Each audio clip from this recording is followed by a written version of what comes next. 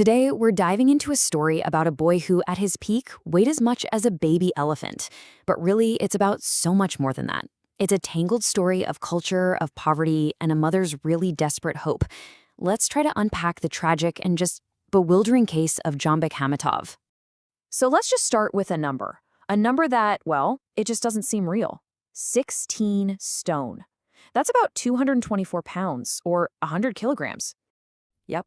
That was the weight of a little boy named Jambek Hatov when he was just 7 years old. I mean, think about that. How is that even physically possible? And more importantly, what does that mean for a child's health and his future? That is the mystery we're going to dig into. To get to the bottom of this, we have to follow a journey. A top British obesity expert, Dr. Ian Campbell, heard about this case and knew he had to see it for himself. So he traveled over 2,000 miles to a pretty remote republic in Russia's Caucasus Mountains, all to meet Jambek and try to figure out the truth behind his shocking size. But right from the start, he ran headfirst into a powerful counter-narrative from the one person whose opinion mattered most, Jambek's mother, Nelia. You see, for her, this wasn't some medical crisis. Oh no, it was a sign that her son was special. And Dr. Campbell quickly realized he wasn't just walking into a family's home, he was stepping into a totally different culture. In this remote, traditional community, Jambek wasn't seen as being sick or in danger. He was a local hero. He was celebrated. And this right here, this really gets to the absolute heart of the conflict. On one side, you have the Western medical view, which sees a child whose life is at risk. And on the other, you have this local cultural view that sees a hero, a future warrior. They're just worlds apart.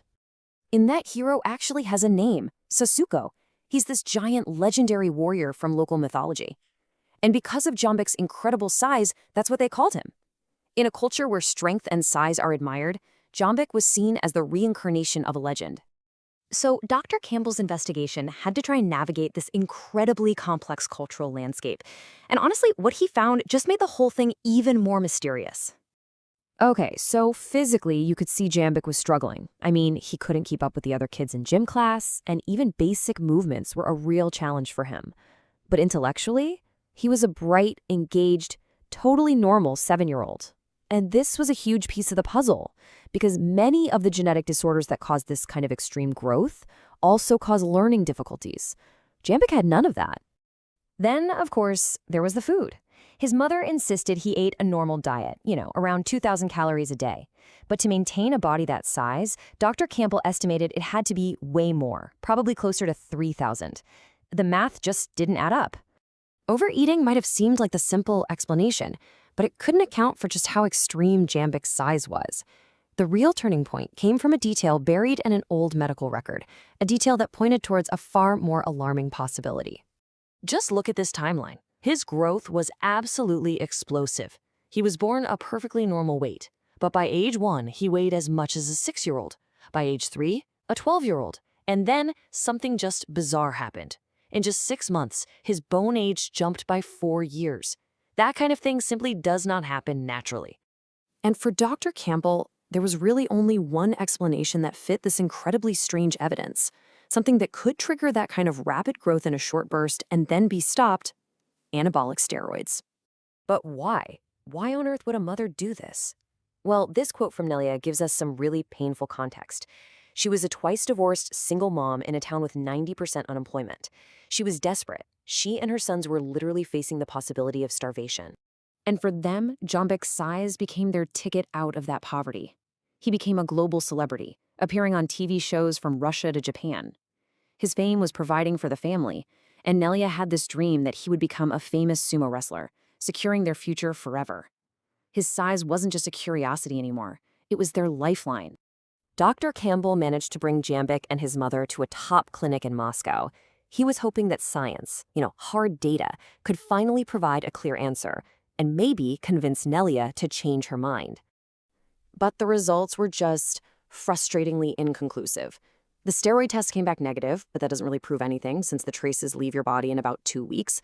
The genetic tests didn't find any known disorders.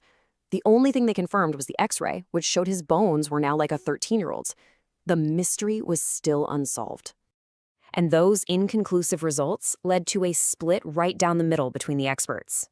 The geneticist in Moscow started to lean towards the idea that it must be some incredibly rare undiscovered syndrome. But Dr. Campbell? He was unmoved. For him, a short course of steroids was still the only theory that fit all the bizarre pieces of this tragic puzzle. And get this, while they were still waiting for all the test results, Nelia makes this just shocking move. The doctors are warning her that Jambek's heart is under immense strain from his weight, but she takes him to Moscow's best sumo club anyway. Her ambition for her son was just completely unwavering.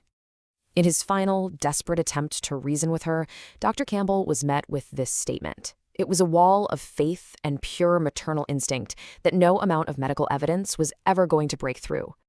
And so, that was it. Dr. Campbell had to leave. He had failed to change anything. He left Russia absolutely convinced that Nelia would stop at nothing to see her son become a star athlete, no matter what the cost to his health. And that leaves us with a really deeply unsettling question.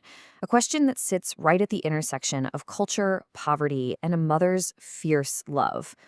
When does the desperate hope for a better life cross the line into actually causing harm?